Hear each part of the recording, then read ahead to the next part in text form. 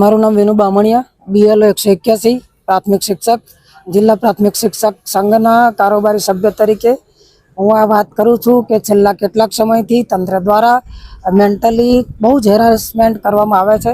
શિક્ષકો પરેશાન છે.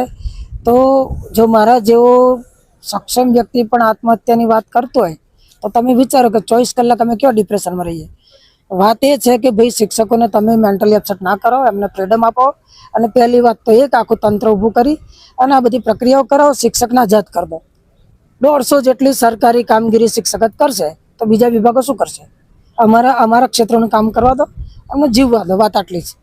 અને અમને હેરાન ના કરો. અમારે ઘર પરિવાર સમાજ બધું છે, બરાબર? અમારો સમાજ છે, અમારો પરિવાર છે. અમે ભૂખ્યાંતર છે કામ કરીએ છીએ.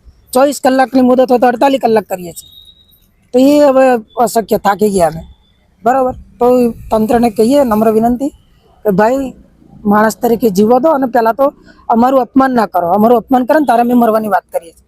એક અધિકારી આવીને તતડાવી જાય, સામાન્ય પટાવાળા જેમ અમને ગણતા હોય, સામાન્ય માણસ તરીકે ગણતા હોય, તો પછી અમારે જીવવાનો શું મતલબ ભાઈ?